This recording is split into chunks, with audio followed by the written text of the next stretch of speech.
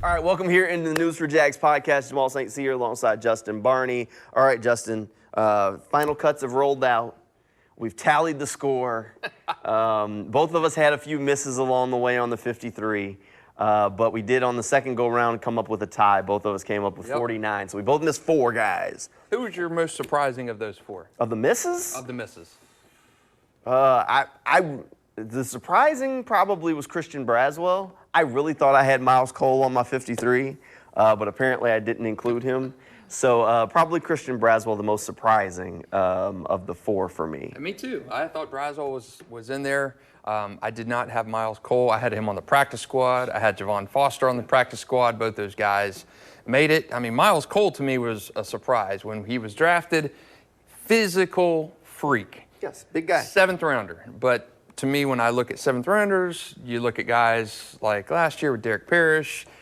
Not an easy road to make the team. Jaguars did have Cooper Hodgson make the team last year as 7th rounder, but I was surprised. Miles Cole didn't have a lot of college production, but he's done well in Jacksonville. I had him practice squad, but he makes 53. He looks like what they want in that kind of edge group. All right, so let's kind of go through this a little bit from, let's start with the offense. The offense was easy. I don't think either, did you miss something? Yeah, I didn't miss a guy on the offense.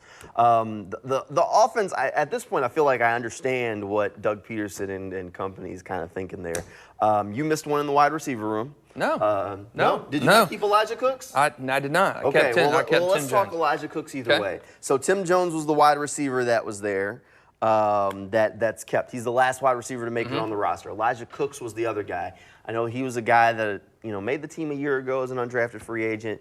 Here's the thing. He provides little to no special teams value. Yes. He would never be active on game day because of that, similar to what he did a year ago. Right. Unless he found a way to move up that depth chart. He hadn't done that. Tim Jones, on the other hand, provides special teams value. Yeah. Special teams, special players, special plays. I had Tim Jones on my 53.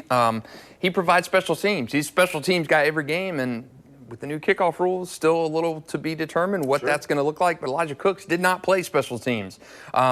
Tim Jones has 3 catches in 2 years. He's not a big offensive guy, but he's going to be active every week. He can run block. Chasing down guys on special teams. That's why he made the team. He's not going to play much at all offensively.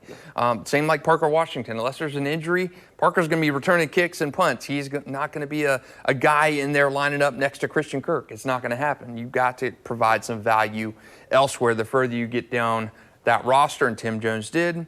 Elijah Cooks, more one-dimensional. Big body. Jaguars don't have a big body, but how many targets you're going to get that big body? I mean, maybe late in the season, like last year when injuries. But that's it. You can't. This roster needs all the production, and that's why a guy like Tim Jones makes this roster. He's had opportunities to stamp his mark, and he just wasn't able to kind of take advantage of them. Last year, late in the season, injuries racked up. His opportunity to get on the field, they came, and he never was really able to assert himself as a guy who was open, who had to be on this roster. Very likely he's back on practice squad, I would think. We'll see if they can continue to develop him just in a little bit of a different slot. All right, you missed on offensive line.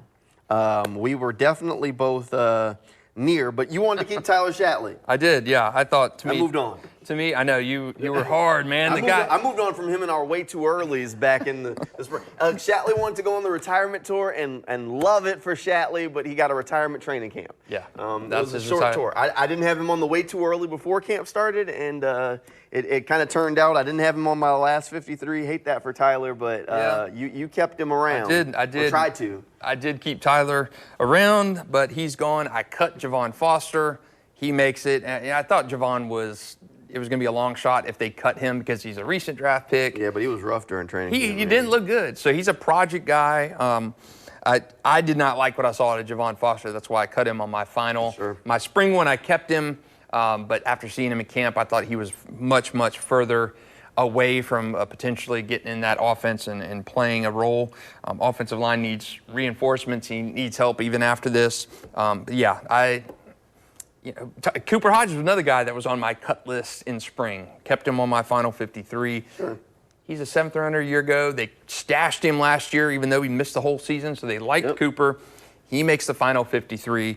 Not sure how much he's going to play, but Tyler Shatley and Javon were my big misses on the line. Full transparency, I had to be convinced to put Javon Foster on the 53 because I'm right there with you. He had a rough training camp path, but I got enough that I was like, all right, I guess they're not moving on from him, and there he goes on the roster. He's here. He's around. He'll be inactive a lot this season, I would think, as they try and develop him and get him up to speed. All right, defense is where the rest of the misses came. They were a little bit more frequent. One spot we didn't miss at linebacker.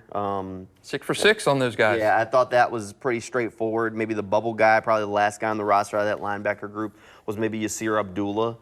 But he's a guy who played during preseason. You can kind of see the vision where they saw him, his ability to get on the edge in some of those pass rush situations. He can contribute on special teams as well, so that got him on the roster for the second year in a row this time. Right. Yeah.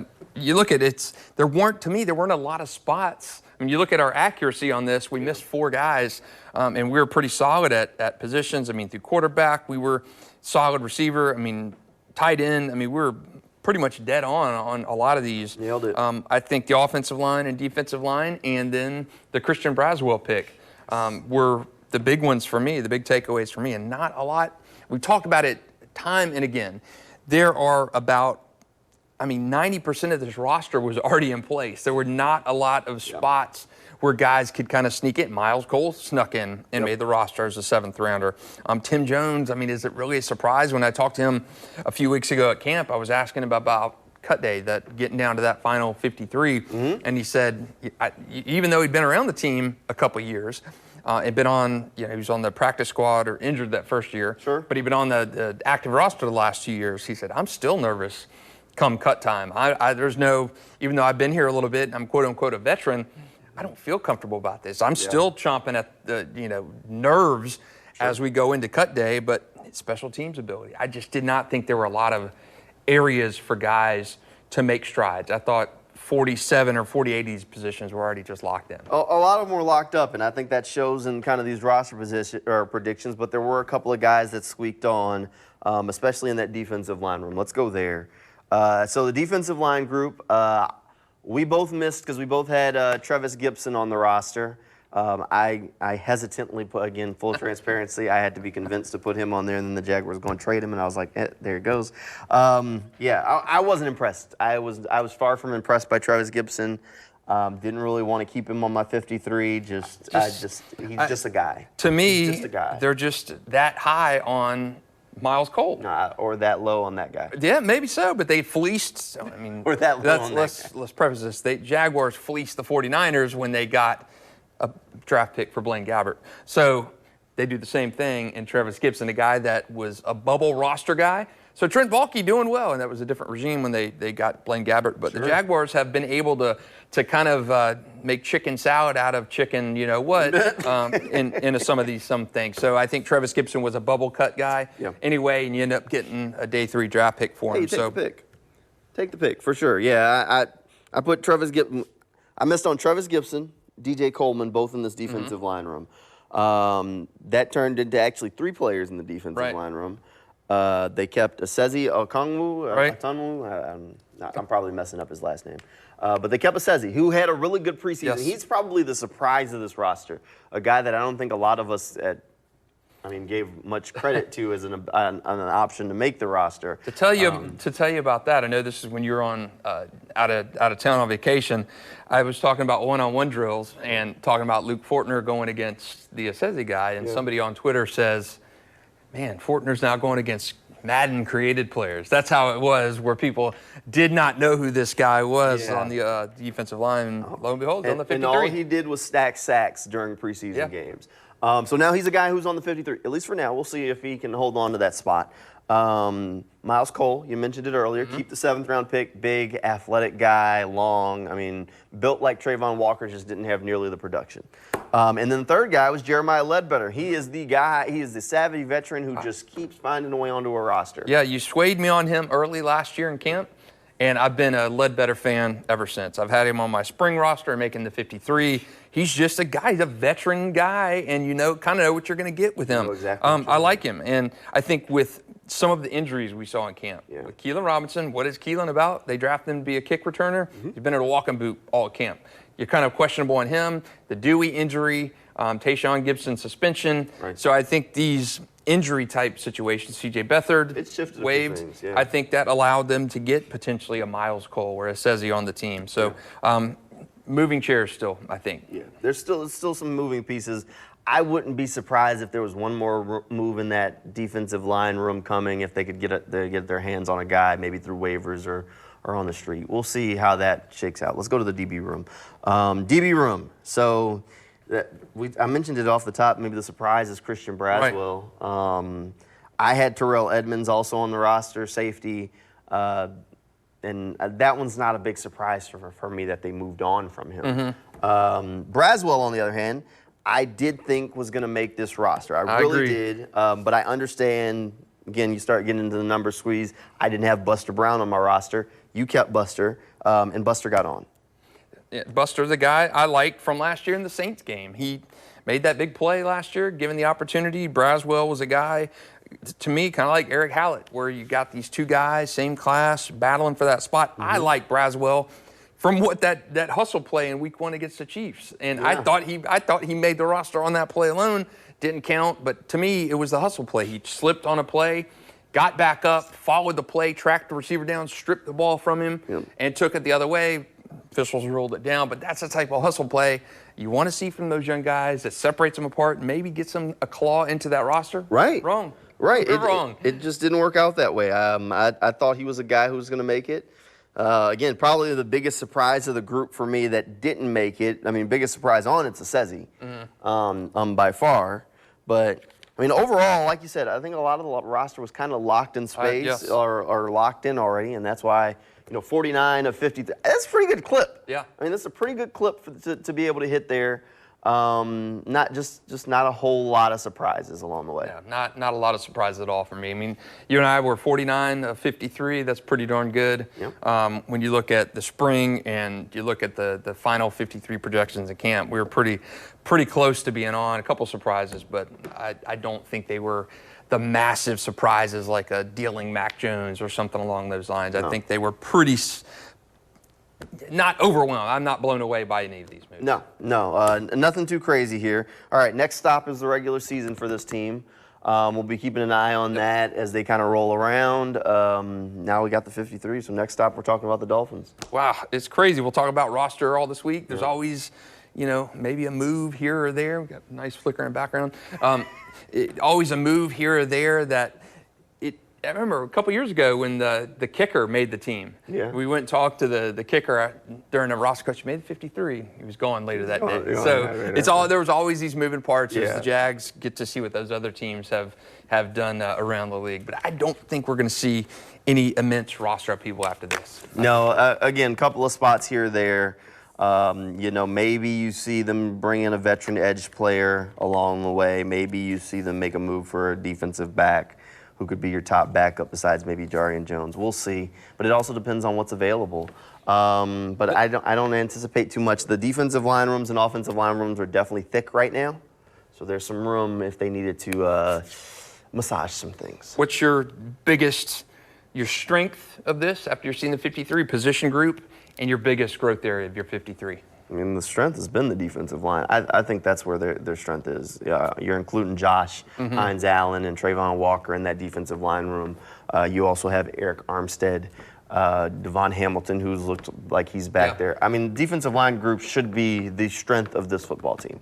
And flat out. You wanted to get bigger and stronger. You did with the addition of. I'm curious to see Eric because we haven't seen him yet this season in an actual game. But I agree with you. I think if he's healthy, he's been in the league long enough that you kind of know what you're going to get if he's healthy, which I think is an if because again he started the year on PUP list dealing with things. He's getting to be an older player. As long as he's healthy, I think you have a pretty decent idea of the kind of player you're going to get. And you don't need him to be Superman. Just need him to be serviceable and let Trayvon Walker challenge him to take that next step. If you get another big year from Josh Hines Allen where you've got those two guys who can be Superman, all you need is him to be like Green Lantern. I mean, Aquaman, something. I don't know. I do think Devon Hamilton being healthy changes that defensive line. Yes. Yeah, I know nationally people are not high on the Jags defensive line. I think it's the strength of the team.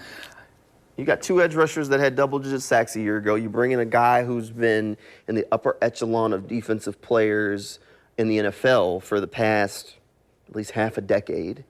How could you got 3 players? Yeah, I agree. I don't know why you wouldn't be. I mean, there's not much depth. I think it's the strength of the team, especially if you factor in Mason Smith, his growth. He's looked good. Plus, you bring in a second-round pick from LSU, who I'm telling you, people down there in Baton Rouge were raving about him when he was healthy. Right.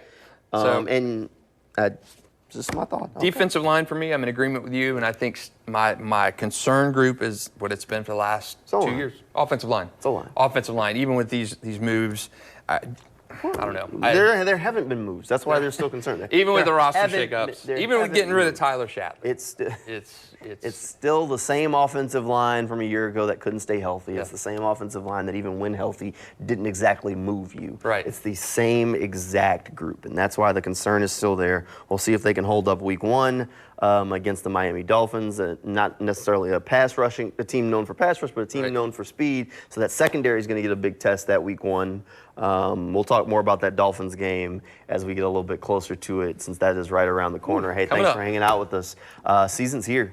Season's here, folks, and hopefully you'll hang out with us for the entire season. You can always track down these podcasts wherever you get them. Make sure you subscribe while you're there. Leave us a comment, 5-star rating. If it's less than 5 stars, don't leave it.